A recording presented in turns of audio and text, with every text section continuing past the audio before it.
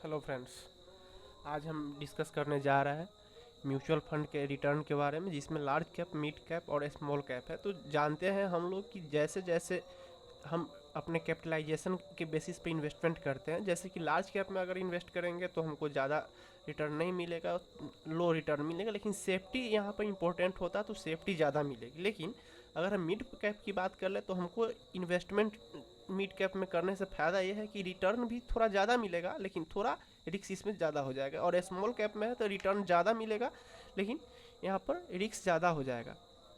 तो आप समझ ही चुके होंगे कि जैसे जैसे हम लार्ज कैप से मिड कैप से स्मॉल कैप, अर्थात जैसे जैसे हमारा रिस्क बढ़ते जा रहा है वैसे वैसे मेरा रिटर्न भी बढ़ते जा रहा है। जैसे कि आप यहाँ देख सकते हैं कि अगर हम लार्ज कैप की बात कर ले तो यहाँ पर आप देख सकते हैं कि 5 साल पर बात करेंगे, एक साल को नेगलेक्ट कीजिए, हम यहाँ 5 साल की बात करेंगे तो यहाँ 5 साल पर आप देख सकते हैं 26%, 21%, इसको 21 नहीं 22% एज्यूम कर लीजिए, इसको 18.5% है, साढ़े पौने 18% है, 16% है। तो हम इसको एक एज्यूम कर लेते हैं कि ये ना 18% के आसपास में चल रहा है। तो लार्ज कैप जहाँ 18% चल रहा है तो हम बात करते हैं कि अब मिड कैप फिर कितना देता है। मिड कैप की बात कर ले तो यहाँ पर देख सकते हैं 39% है, 30% है, 26% है, 26%, 32%। तो हम इसमें भी एज्यूम करेंगे कि मुझे ना 26% ही मिल रहा है, ठीक है।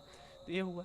अगर हम बात करते हैं कि फिर से इसके साथ स्मॉल कैप पे, तो स्मॉल कैप पे आते हैं तो आप देख सकते हैं कि यहाँ पर 38% है, 50% है, 37% है, 31% है, फिर समझिए 31% है। तो कहने का मतलब मेरा ये हुआ कि अगर हम यहाँ पर बात करते हैं तो लार्ज कैप पर मेरा कितना था, तो इसके लिए हम यहाँ पर पेंसिल का उपयोग कर लेते हैं और इससे आपको मालूम चल जाएगा। तो देखिए क्या हो रहा है। जैसे अगर लार्ज कैप जो है यहाँ पे, ठीक है, सो यहाँ पर लार्ज कैप आपको दिया है ये 12%। सॉरी, इसको थोड़ा और हमको थोड़ा छोटा करना है, यहाँ से छोटा कर देते हैं, हाँ, और इसको मिटा देते हैं, ठीक है। अब चलिए, जैसे ये वाला जो था, ये जो था मेरा 12% था, ठीक है। और इसका हम बात कर लें मिड कैप में, तो ये कितना था मेरा 26% था, ठीक है। और इसके बात कर ले तो ये मेरे कितने परसेंट था, 30% था, ठीक है। ये हो गया 30%। तो अब हम सोचते हैं कि रिटर्न पे हम चलते हैं, कैसे मेरा रिटर्न कैलकुलेट करें। तो हम इसके लिए हम चलते हैं इसके वेबसाइट पर और इसका जो है कैलकुलेटर का यूज करते हैं। चलिए आपके सामने में हम चलते हैं SIP की तरफ, ठीक है। तो मेरा SIP की तरफ हम चलते हैं तो आप देख सकते हैं कि अगर हम 25% के हिसाब से करते हैं, जैसे सॉरी 25,000 का इन्वेस्टमेंट कर रहे हैं, तो 25,000 का 12% की अगर रिटर्न से हम कैलकुलेट करते हैं कि 12% मुझे मिलना चाहिए, जैसे कि लार्ज कैप में आप देखे हैं, ठीक है। उसके बाद में यहाँ पर आप देख, सॉरी 12 लिखा गया ना, ये 18 था, इसको हम 18 कर देते हैं। ये जो था 18% था, तो इस 18% को, ये था 18%, इधर कहीं लिख देते हैं, ठीक है। ये हो गया 18%, ठीक है, 18% है। तो अब हम यहाँ पर चलते हैं और इसको भी हम चेंज कर लेते हैं, 18% करते हैं। तो 18% जैसे ही करेंगे तो आप यहाँ अगर हम चलते हैं तो ये जो 10 साल दिख रहा है ना, इसको अगर हम 14 साल कर देते हैं, 14 साल पर आप देख सकते हैं कि आपका जो है 18% के हिसाब से चलते हैं तो ये ज़्यादा हो गया, 12 साल हो सकता है। तो यहाँ पर हम कर देते हैं 12 साल, हाँ 12 साल पर भी चल रहा है। तो हमको दिख रहा है यहाँ पर आप देख सकते हैं कि 1,27,000, आपका इन्वेस्टमेंट कितना है 36,000। तो हम इसको भी कैलकुलेट जो कर रहे हैं उसको हम लिख देते हैं यहाँ पर 25 के है, मतलब 25,000 का हुआ। रिटर्न कितना परसेंट हम एज्यूम किए थे, 18% किए हैं, ठीक है। उसके बाद मेरा जो है ईयर कितना था, तो 12 साल का, ठीक है, 12 ईयर के लिए, ठीक है। और मेरा अमाउंट कितना है, तो 36 लाख है हमारा अपना इन्वेस्टमेंट हुआ इसमें, 36 लाख, ठीक है। तो अब हमारा 36 लाख का जो यहाँ इन्वेस्टमेंट है, इस पर हमको रिटर्न कितना मिला, तो इस पर रिटर्न जो मिला है मुझे 1,27,000, तो सॉरी 1,27,00,000, तो 1,27,00,000, 27 लाख हो गया, ठीक है, ठीक है, इतना हो गया। अब हम इसी कैलकुलेट को करते हैं। तो अब देखिए, अब हम इस ईयर को 12 साल लग गया है कहने, जो हम पहले बोले कि 12 साल जो लगा है वो पहले बार लगा, मतलब 1 करोड़ कमाने में उसको 12 साल लग गया, तो क्या आगे की हम इसके लिए क्या सोचें? तो 12 साल को देखिए, अगर हम इसको बढ़ाते हैं, 12 को अगर 14 करते हैं तो ये 1.5 करोड़ जा रहा है, तो इसको थोड़ा और करके ले जाते हैं, 15 करते हैं। तो यहाँ पर आप देख सकते हैं कि जैसे मैंने 15 किया, तो आप यहाँ पर देखिए 2,29,80,000 के आसपास बन गया। कहने का मतलब है कि टाइम जो है मेरा यहाँ 12 था, अब इसी 12 के बेसिस पर, 12 के जगह पर अब कितना हो गया 15। अब आप यहाँ देख सकते हैं, यहाँ पर जो है मेरा 15 साल हो गया, ठीक है। और 15 साल हुआ था, ये जहाँ 1 CR था, अब यहाँ पर आप देख सकते हैं 2 CR हो चुका है। इसका कितना हो गया 2 CR, तो हम यहाँ पर 2 CR लिख देते हैं, और हो गया आपका 29 लाख हो गया, ठीक है। यहाँ पर 29 लाख हो गया, ठीक। तो आप देखिए यहाँ पहले आपका 12 साल जो कंप्लीट होने चला था, तो इस 12 साल को कंप्लीट होने में आपको कितना टाइम लग रहा था? सॉरी, पहले जो मेरा 1 करोड़ जो बना है, ये 1 करोड़, ठीक है, इसको लगने में हमको 12 साल लग गया, जबकि वही 15 साल अर्थात कहे तो यहाँ से हमको सिर्फ 3 ईयर का गैप है। अर्थात हम यहाँ से बात करें तो हमको सिर्फ कितना है, यहाँ से यहाँ तक का गैप जो है 3 ईयर का है, ठीक है। और 3 ईयर का गैप देखिए, 3 ईयर में हमको कितना डबल हो चुका है, यहाँ से 1 करोड़ ज़्यादा बन चुके हैं, 1 करोड़। और पहले देखें कि 1 करोड़ कमाने में आपको कितना लगा था, 12 साल लग गया। अब जबकि वही अगर एक्स्ट्रा 1 करोड़ और ऐड करना पड़ा तो मात्र 3 साल। अब देखिए कितना इंटरेस्टिंग चीज़ है। अब हम कहते हैं कि 15 साल पर चलते हैं, तो 15 के आसपास के अलावा हम चलते हैं कि थोड़ा और आगे बात कर ले, तो और आगे बात करते हैं। तो 15 के बाद हम जान रहे हैं कि 16-17 भी हो सकता है, तो 16 पे आते हैं तो देखिए 3.25 करोड़ हो गया। 17 पर जैसे आया, तो अब मेरा जो है 17 पर आते ही आप यहाँ पर देख सकते हैं कि यहाँ जैसे 17 पे आया, तो अब ये मेरा वैल्यूएशन है यहाँ पर 3,35,00,000 हो गया। कहने का मतलब है कि ये जो था, अब हम यहाँ पर देखिए, यहाँ पर 12 साल पे था, 15 साल पे था, अब जो है 17 साल, फिर अब 2 साल और हम जोड़ दिए यहाँ पे, ठीक है, 17 साल हो गया। और 17 साल पर जैसे हम लोग किए, तो अब हमको जहाँ 1 करोड़ से 2 करोड़ गया था, अब 2 करोड़ से आप यहाँ देख सकते हैं 3 करोड़ हो चुका है, 3 पॉइंट, ठीक है, 3 पॉइंट जो हो गया वो 35 लिख देते हैं, ठीक है, 35 करोड़ इतना हो गया, ठीक है। आपको 1.27 था, यहाँ पर 2.29 था, यहाँ पर 3.35 हो चुका है। और कहने का देखिए यहाँ पर पहला करोड़ बनने में 1 साल लगा, सॉरी 12 साल लगा, और दूसरा करोड़ बनने में यहाँ पर कितना लगा, मात्र 3 साल। अब देखिए और यहाँ पर कम हो गया 2 साल, ठीक है।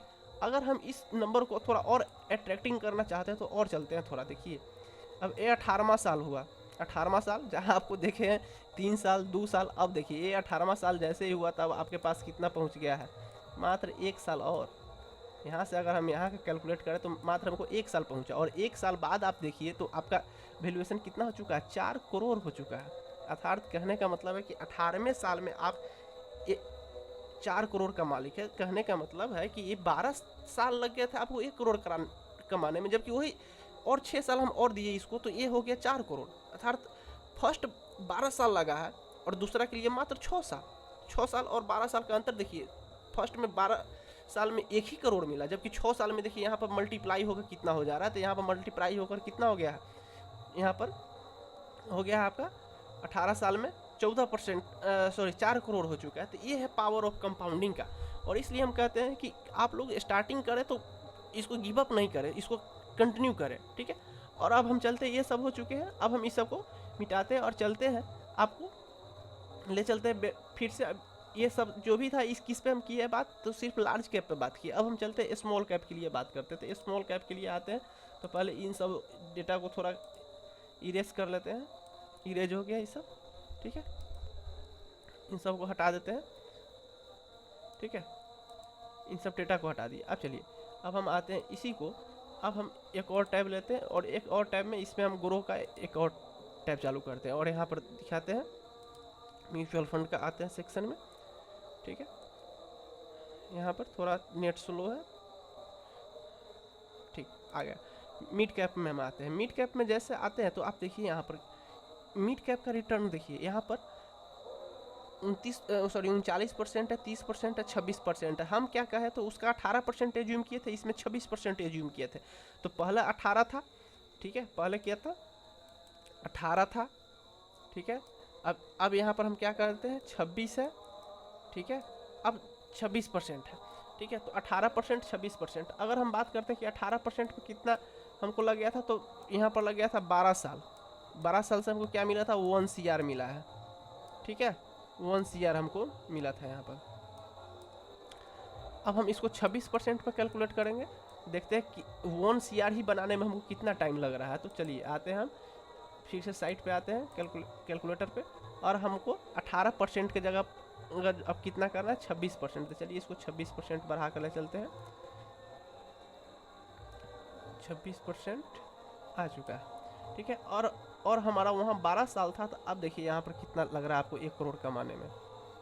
यहाँ पर 9 साल लग रहा है, यहाँ पर 1 साल कमाने 1 करोड़ कमाने में आपको कितना लग गया 9 साल लग गया। तो अब चलिए इसको भी हम यहाँ पर नोट डाउन कर लेते हैं कि हमको 9 साल में ही यही सेम अमाउंट मिल गया, ठीक है, सेम अमाउंट 1 CR मिल चुका है, ठीक है, ये हुआ, ठीक है। अगर हम इसी को 18 साल पर, ये कितना था, ये 12 साल पे था 1 CR, तो अब चलते हैं कि इसको हम 18 साल पे कर रहे थे, तो उस समय कितना था, ये 4 CR का था, ठीक है। अब हम करते इसको भी 18 साल ले चलते हैं, जैसे यहाँ पर 18 साल ले जाने का मतलब समझिए कि अभी तो हम इसको थोड़ा धीरे धीरे चलते हैं। 9 है तो 10 में देखिए इसमें कितने साल में डबल हो रहा है। यहाँ पर 12वें साल में जो है ना, जहाँ 9 साल में 1 करोड़ था, तो वही 12 साल में यहाँ पर 2.5 करोड़ हो गया है। और हम थोड़ा इसको आगे बढ़ाते हैं, 13 साल में 3 करोड़ हो चुका है, 14वें साल में 4 करोड़, ओ माय गॉड, एक साल में 1 करोड़ बढ़ जा रहा है यहाँ पे। और 15वें साल में 5 करोड़, ठीक है। और कहते कहते हम चलते हैं कि 18वें साल पे हम बात करते हैं। 18वें साल पे आते आते हमारा इन्वेस्टमेंट का रिटर्न जो हो जाएगा, यहाँ पर देख सकते हैं कि 12 करोड़ के अप्रॉक्स 11 करोड़ 96 लाख है। तो ठीक है, 96 लाख को भी हम मान लेते हैं कि 1 करोड़, क्योंकि हम तो जानते हैं कि यहाँ पर तो गारंटेड रिटर्न तो होता नहीं है। तो जब गारंटेड रिटर्न नहीं होता है, तो हम लोग इसको एक्सपेक्टली सोच सकते हैं कि हो सकता है कि 11 करोड़ से थोड़ा कम भी हो सकता है कि 12 करोड़ से ज़्यादा भी हो जाए, तो इनसे कोई फ़र्क नहीं पड़ता, लेकिन हम इतना एज्यूम करके चलते हैं, ठीक है। तो ये हुआ। अब हम बात करते हैं कि चलिए ये सब तो ठीक है, अब हम बात करते हैं थोड़ा स्मॉल कैप के लिए। तो आ जाइए स्मॉल कैप के लिए हम बात कर लें। स्मॉल कैप जो है यहाँ पर है, इस स्मॉल कैप को हम करते हैं। यहाँ पर देखिए 38% है, 50%, 37%, 30%, 30%। तो हम इसको एज्यूम करते हैं कि मुझे ना 30% ही चाहिए, ठीक है।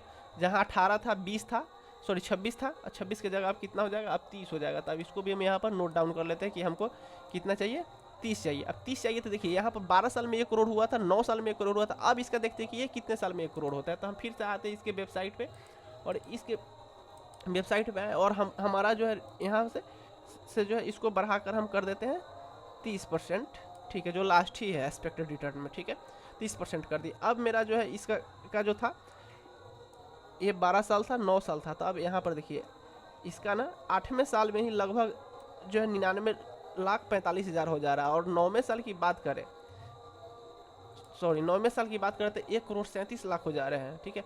और इसका भी अगर हम बात करते हैं कि 10वें साल में लगभग 2 करोड़ के करीब है, 11वें साल में 2.5 करोड़ है, 12वें साल में 3.5, ऐसे करते जा रहे हैं। करते करते हम इसको भी ले जाते हैं 18 साल पे, ठीक है। 18 साल पे, 18 साल पे कहने का मतलब हुआ कि आप देख सकते हैं कि सबसे ज़्यादा अमाउंट बना 21 करोड़ का, जहाँ पे इसमें 18 करोड़ बन रहा था, अब इसमें कितना बन रहा है, तो 21 करोड़ का। तो यहाँ पर हम नोट डाउन कर लेते हैं, ये कितना बन गया हमारे पास, 21 CR का बन गया, ठीक है, ये वाला, ठीक है। तो अब ये सब वैल्यूएशन हम बार बार आपको 18 साल 20 साल ऐसा हम क्यों बोल रहे हैं, क्योंकि हम जानते हैं कि लॉन्ग टर्म में ही इसका पावर ऑफ कंपाउंडिंग आपको देखने का ग्रोथ मिलता है।